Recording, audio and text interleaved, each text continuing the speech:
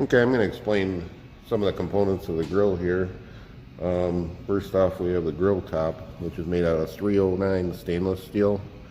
That's the grill top. It's a 1/4 inch thick, and this backing is also made of the 309 stainless steel.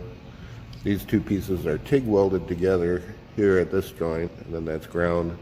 And then on the inside, this plate is welded to the inside of the tank so that you cannot see the welds around the outside.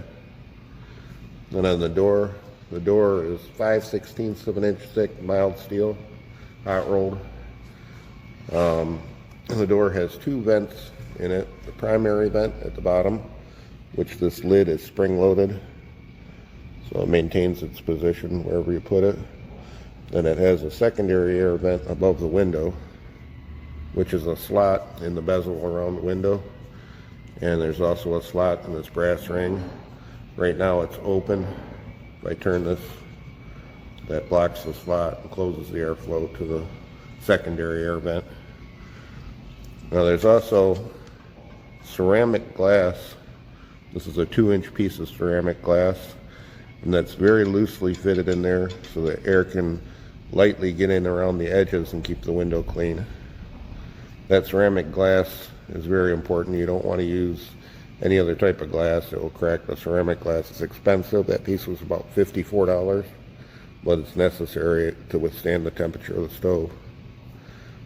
And then we have, this is the latch. I made this with the knob that looks like a propane tank valve, but that'll burn your hand if you don't use a glove. I'm probably going to change that out to a spring eventually after I burn my hand a few times. And then inside the door, this is going to be painted, the whole thing is going to be painted flat black. We just had it media blasted, so once it's painted, I'm going to put the rope seal in that goes in this groove. And then inside the tank, we've got our grill grate. The grill grate fits through the opening, which is 7.5 inches at its widest spot. The grill grate's made out of stainless steel, 1/4 inch going across and 1/2 inch going down. It's just regular 304 stainless. Then we have the ash removal tray, which is also made out of stainless. It's 1/8 inch thick stainless. And then looking inside here, we have our secondary combustion burner. And that's made out of stainless. It's 1/2 inch NPT pipe. And we basically machined the edges, or ends I should say, and welded it together. And then that is connected through the port in the back of it. And if we come around the back,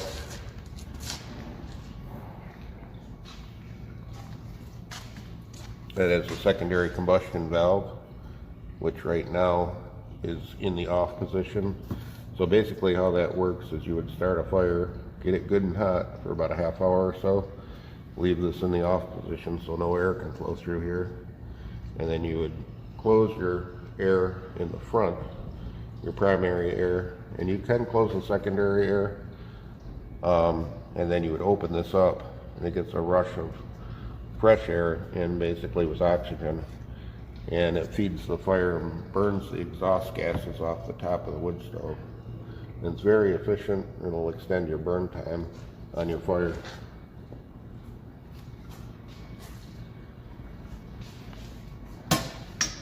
Now I've got a 4-inch flue pipe with a damper indicator on it.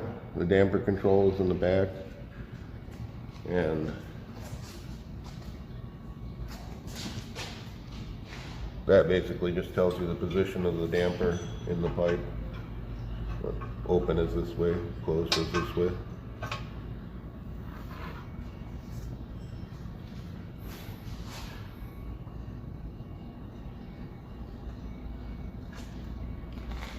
We've got the removable legs on this.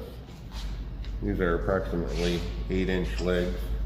And the reason I made them removable is if you wanted to put this unit in the car, you can pull off the flue pipe and just remove your legs. There's a little insert on the end. That's about 3 inches long. That's a mild steel solid insert, and it just pins into place.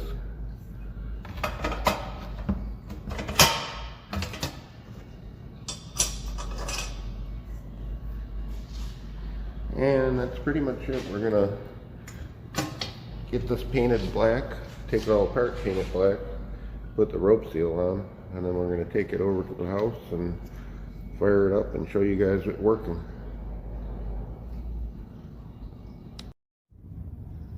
Okay, we got the wood-fired patio heater out here. It's painted up and ready to be fired up. We're gonna do a few experiments with it today. We're gonna cook some things on it, and you might learn a few things. We've got it sitting on a piece of white marble because I have a rubber paver patio, and I didn't know how hot the legs are going to get yet, so I just wanted to make sure they won't melt the patio. And we built a top-down fire, basically. You start with the largest pieces of wood at the bottom and then go smaller as you go up, and you light it from the top down. And there's many benefits from building your fire this way. The main one is you get less smoke as it's igniting, and eventually we should see very little, if any, smoke coming out the flue pipe.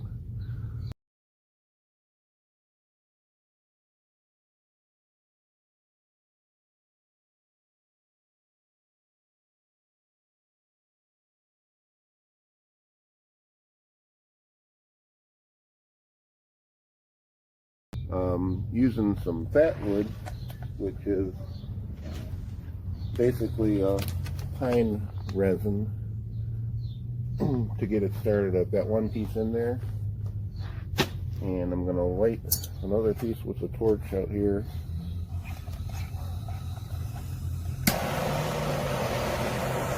You can light it by feathering it with a knife first, but this is just a fast way of lighting it.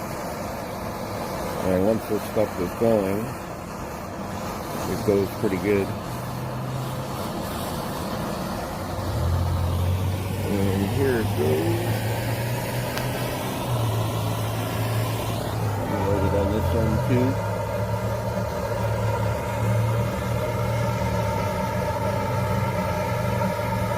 I'll leave the door open for the first few minutes of it running, and then we'll shut it.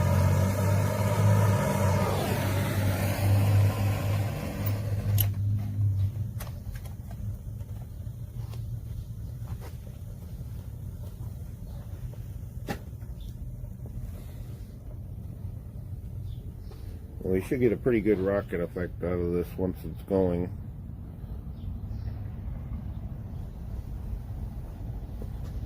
You'll be able to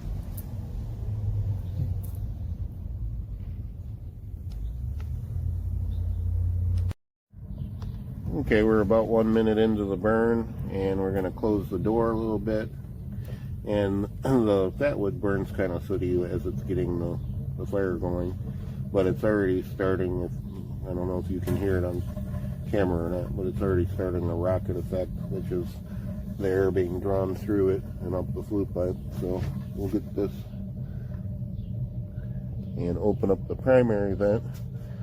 Secondary vent over the window is already open. It's open with this down and then closed with it in any other position. So we're going to leave that open for now and leave this open a little bit until the fire gets going a little better. And as you can see out the flue pipe, it's a little bit sooty right now, but that should clear up to nothing in a minute.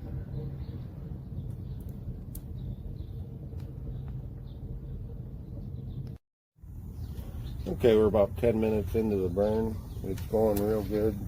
The stainless on top is starting to change color, which I knew was going to happen. Also, the flue pipe is stainless, and that's starting to change color.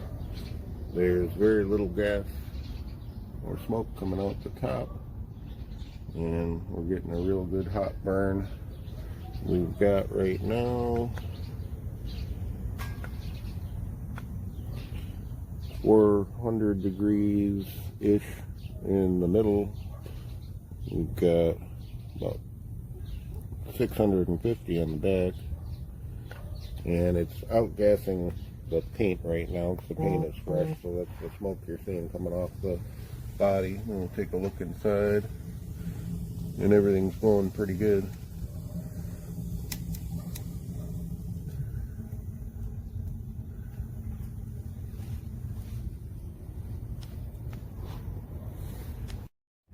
Okay, we're looking at like 400 degrees in the center. Right now it's been burning about 15 minutes, and we still have a lot higher temperature towards the back and on the sides. But we're going to try boiling some water. I've got a Mr. Coffee, I think it's 1 3/4 quart whistling teapot. It's filled up, and we're going to make some hard-boiled eggs. The water in there is tap water. It's cold right now, 68 degrees, 70 degrees. I'm going to throw some eggs in there. And the beauty of this is that as soon as it whistles, you pull it off, and then you let it sit, let the eggs sit in there for 11 to 14 minutes, and they're ready. It cooks them perfect every time. So we'll see how long it takes to get the water boiling. As soon as it whistles, we'll know it's boiling.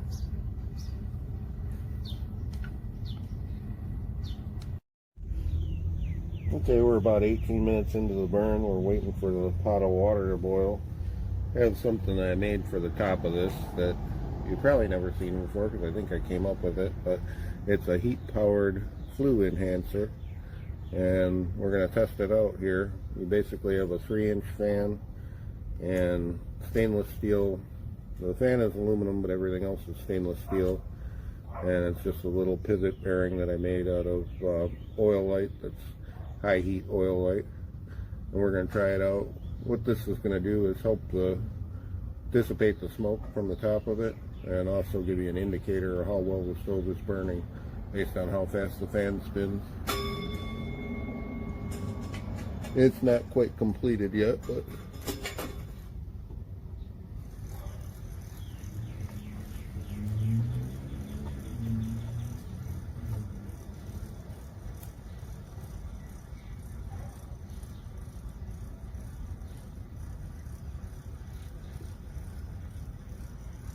there's a little bit of noise. I'm hoping once it heats up that the tolerances will close up and we won't hear the noise, because there's a little bit of slop on the top bearing or bushing.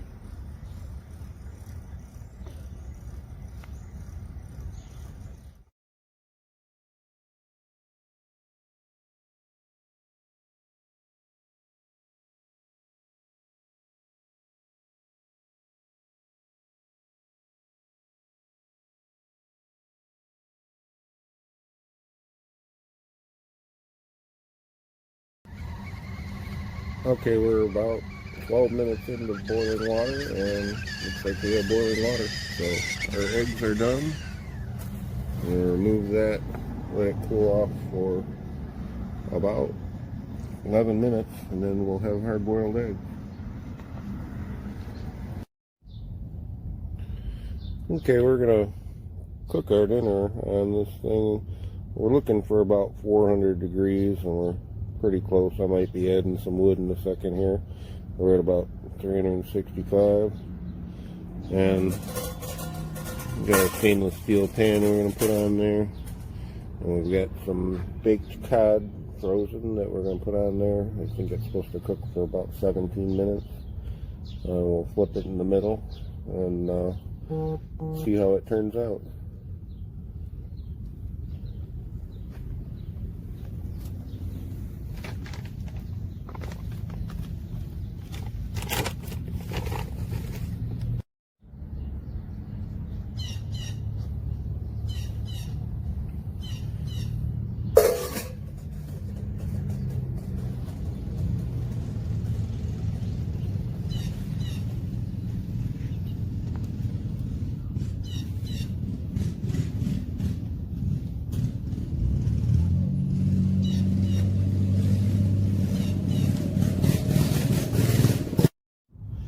Okay, we're going to give the secondary combustion burner a test right now.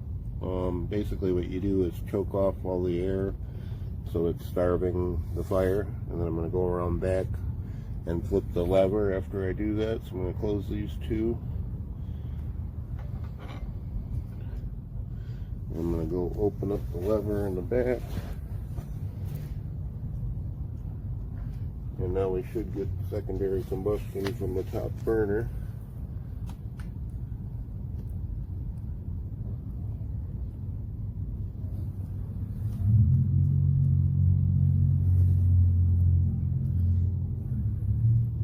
It may be hard to see because we have a little bit of daylight still, but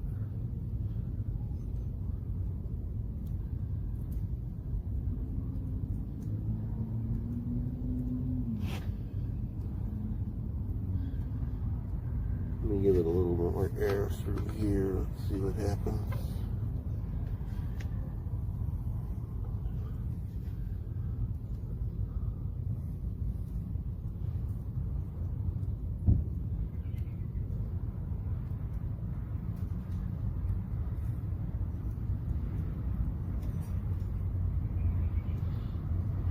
We'll call that a fail for now. Well, we're waiting for the fish to finish cooking the first course. Our hard-boiled eggs that we made earlier are done. Basically, just boil the water and then take it off the heat, let it sit for 11 to 14 minutes, and then put cold water in it, and then they're done. Okay, our fish should be done. I flipped it a few minutes ago. We added about 5-6 minutes on from what it's supposed to be cooked in the oven. And we're gonna wrap up our video. Overall, the stove worked very well, and the only disappointment, we could not get the secondary combustion burner to work. But in our previous test before it was painted and before we had it media blasted, we did test it and it worked well. The only thing I can think of is that the quality of wood that we have is a little bit too good, and it's not really leaving any gas to burn with the secondary combustion burner. It's a real good hardwood. So we're going to try that. We'll do some video updates coming up, as well as some construction tips if you want to make your own. We may be showing some dimensions, and if you're interested in making one for yourself, it works pretty well. And please like and subscribe and hit the notification bell. Thanks for watching. Ready? We're going to try the secondary burner one more time. Got a good bed of coals going in there. Here it goes.